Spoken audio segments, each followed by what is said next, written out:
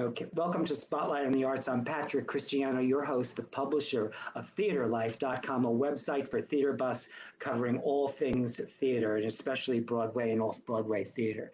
And we have my friend today, a television, film, and theater producer, a two-time or three-time Tony Award winner, I can't remember. And she's here to share her thoughts on the theater and about a new play that just opened called The Ohio State Murders with Audra McDonald, directed by Kenny Leon in the new theater that's been just named after James Earl Jones, which is fantastic. It's so appropriate to have it. Jayne, thank you so much for coming to do this. It was so exciting to see the play. Well, I'm glad you enjoyed it, Patrick. The critics did too, which of course is always very pleasing.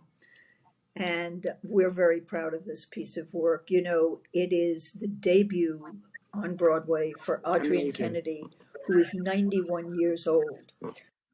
But I should qualify that although this is her Broadway debut, she has been produced all over the country. She has taught and lectured at Harvard and Stanford and Yale and in London. She's a remarkable playwright. She just last March received the gold medal for drama from the Academy of Arts and Letters. They give it every 6 years, and only 16 playwrights have received it. No, five have received it. Arthur Miller, Tennessee Williams, Edward Albee, Eugene O'Neill, and now Audrey Kennedy. So that's pretty remarkable. So between that and Audra McDonald heading up this wonderful cast and the new James Earl Jones Theater, which, as you said, is quite beautiful and unrecognizable. Clean and spiffy and just it's easy to get into and out of. It just felt really good being there. It was exciting. Yeah, it works well for us backstage and in the dressing rooms. They were giving it to us. I know they've got to give it to them back there. And they have state-of-the-art sound and everything. It's remarkable. But tell us about this piece now. And she also was inducted into the Theater Hall of Fame in 2008, I think it was, and she won an Obie Award for I don't know which play. Yes. Much lauded and awarded and produced, but never on Broadway. And so Jeffrey Richards, Rebecca Gold, and myself are very happy and actually honored to be able to bring this to Broadway. It started, if you recall, during I love this story, but I didn't know this, so tell everyone this story. I think it's fabulous. Sure. We did 2 series of 7 play readings on Zoom to benefit the Actors Fund. And the second series of 7 was all women playwrights. And one of the pieces was this piece. And Audra loved it, and we loved it, and that's how the decision was made. How did it get in there initially? Who was the impetus? Who knew the play and brought it forward? The plays were selected from a variety of sources. How that happened. Yeah. And you have a marvelous director too, Kenny Leon, who's a multi-Tony Award winning. Yes, indeed. My Broadway debut was with Kenny Leon and Audra McDonald in the original revival of A Raisin in the Sun. And yes, Felicia Rashad and P. Diddy. Yes, indeed. Now she's not necessarily a realistic. She's kind of a surrealistic playwright. Would you say? Yes, absolutely. And we're doing something different this time. The play is a memory play of sorts, and it revolves around a fictional author who has been invited back to her campus to talk about the violence in her work. And so the play goes back and forth in time. And in most, if not all of the previous productions, there have been 2 actors playing Suzanne as the contemporary and as the student. That's what's remarkable. Audra is playing both roles. That's remarkable about the performance, because the transitions that she has to make to go from being in the present as the writer who's in her late 50s and going back to a young girl that's 18 or 19 or whatever, and she does it with such fluid. I mean, and it's the mark of a really great actor is how they make the transitions. And these are not only emotional transitions, but they're transitions in age and physicality, and just the whole nine yards. It's Yes. And Kenny has staged it in a very sort of surreal way. Beowulf Boric did the sets accordingly, and so it is visually and audibly, because we have great sound design by Justin Ellington. It's really an immersive experience. It's just really wonderful.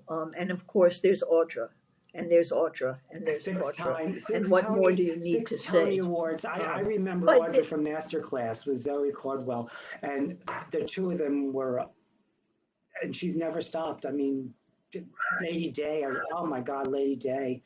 right. Well, yeah, but she's amazing, and she heads this cast that includes Bryce Pinkham, Mr. Fitzgerald, Lizanne Mitchell, and Abigail Stevenson, and it's quite remarkable the way the play unfolds in a very quick Yeah, 75 minutes. you're in, and it's very So, explosive. I mean, and yes, and you know, can we tell how much can we talk about the play in terms of, there's a lot of she actually taught at Ohio. She went to school at Ohio State. Is that correct? yes, she did. And I believe that a lot of the story is based on her experiences, Right, um, right. based on her race. Okay. I'm sure she has taken Well, artistic she's an artist, of license course. with some of this. I don't think, and I don't want to talk about the things that I think of the No, artistic okay, no, license of because course. I don't want to spoil Yes, it I here. totally agree. But and you know what else I thought was really interesting? Whose idea was this?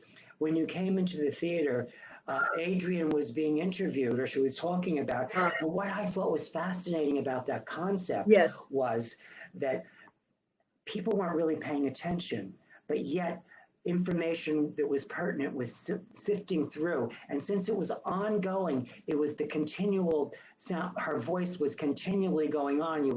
This story kept sifting through, and it was almost like what she had to do to be heard. yes. But what we actually have done, we have an insert in the playbill so that for people who are looking there, they can see, No, but and there's what I the thought was insert fabulous, I tells them have what it they're right here, listening as a to. matter of fact.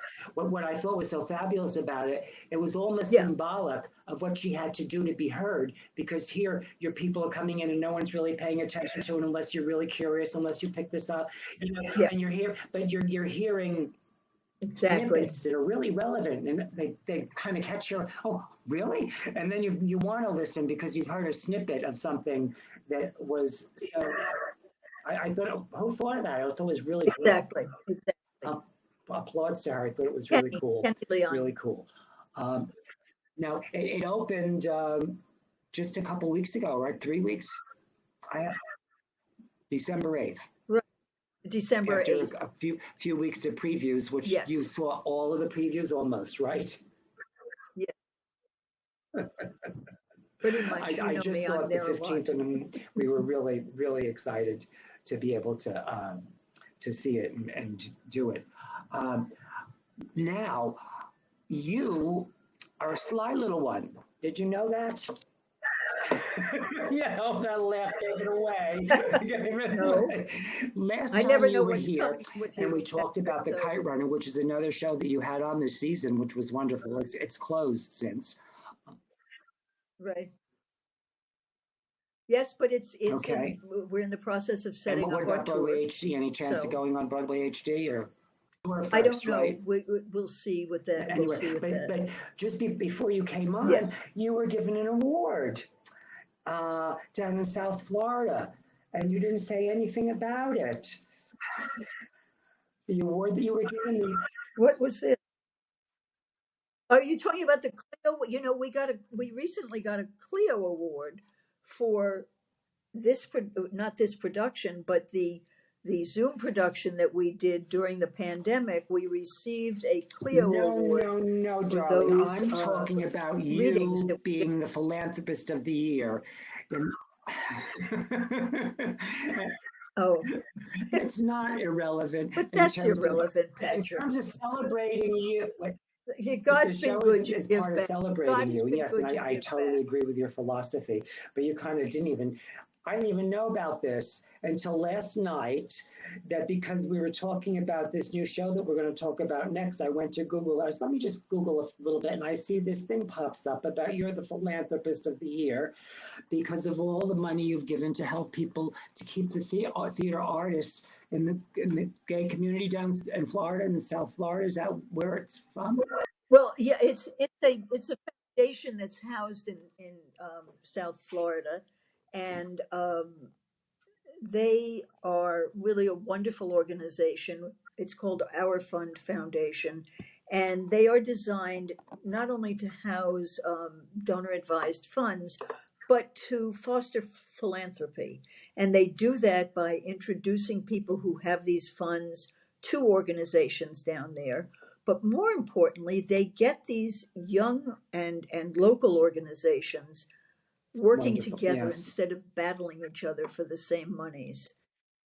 And they really are educating people about need and what's happening and Educating people helping is these really what it's groups all begin to thrive. Educating So I'm people is what very it's all proud about, to be a isn't it? part of, Getting yeah, people to understand, Well, kudos to yeah, you. You deserve it. Thank you so much. yeah. I just wanted to plug that because it's part of celebrating you and your spirit and what you bring to the planet. So, and I thank you for it because it touched me a long, long time ago. And you just continue to touch people. And I, Thank you. Thank you. Well, and I think they were particularly interested because although it's an LGBTQ focus on on that foundation, I mean, they work with all sorts of human rights organizations and other organizations. And in this instance, it was, during those early years, early months and years of the pandemic, that it was very important for us to all really support the Actors Fund, Broadway Cares, organizations like that. And some of the smaller ones, some of the seamstress and costume design people who really, yeah. were at a loss during that time when, we quickly How forget that artists everything like was shut down for how all artists those like that months. survive And we without think help, about, with that kind of yeah, support is impossible, absolutely exactly, impossible. So thank you exactly. again. But you have another Yeah. project that's coming in. It's going to start previews in January and open in February with Nathan Lane. Yes. Oh, it's called Pictures from Home. Yes, and it's Nathan Lane, Oh, Danny Burston, and Zoe Wanamaker. It's a comedy, a not a grown-up slapstick comedy, one. Make reference um, to that. and it's no, no, no, no, no, no, no. But it's really got some wonderful depth to it, and it's an unusual piece. It's based on a book called Pictures from Home, which was a photo book by Larry Sullivan. And Larry was a well regarded photographer who spent years documenting his relationship with his parents. And so Shar White has adapted this into a play that's quite beautiful. And it will draw on some of these photographs, some of the And it's videos never been Larry done took. before. Unfortunately, Larry passed away some years ago. No, it's an original new piece.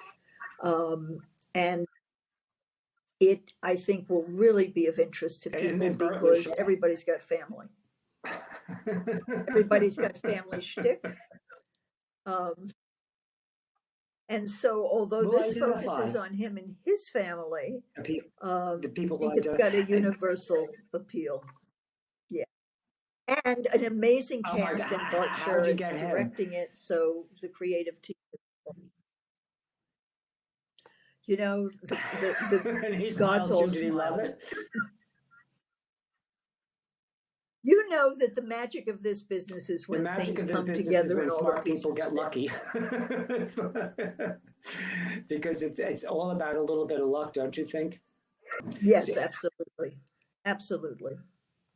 And this, like Ohio State, I'm working with Jeffrey Richards and Rebecca Gold, and the three of us work very well together and have, common sensibilities and really want to bring important Joey, work, we but were also talking and good talking, and theater. I love talking to you, and there was so much to talk about. I forgot to show the role of the film from the Ohio State murders.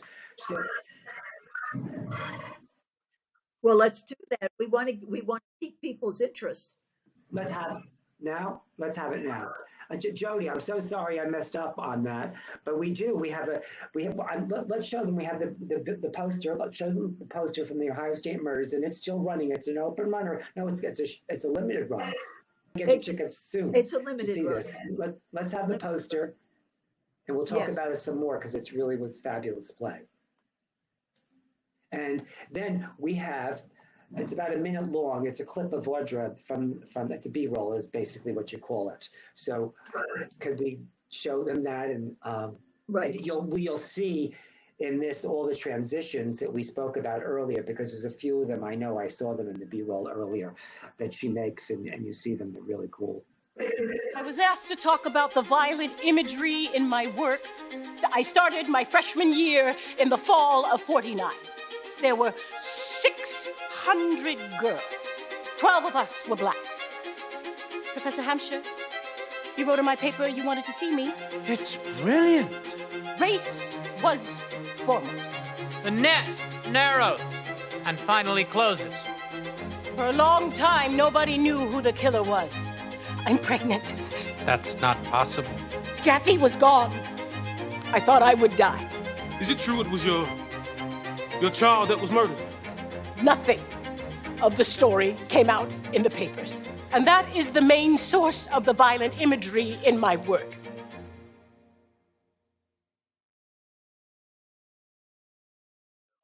They're The mark quite of a fine actress. they are quite gifted, remarkable actress. Yes. I mean, at the end of a performance, when you go downstairs to speak with her, it takes her a while to just really, shed everything that she's been through for that 75 minutes. She's on stage the whole time. It's really important. I hope people will come out soon to see this show because it's quite special. And I believe, but I better not I jinx can't it, but imagine how there she may wouldn't be get a another Tony nomination for this. I see, somebody. I see everything, and I know, yeah. Yes. We As just do before I. we showed the reel, we were talking about how much she is invested emotionally, as the vessel for this for the Oh, character yeah. that she's portraying on the stage.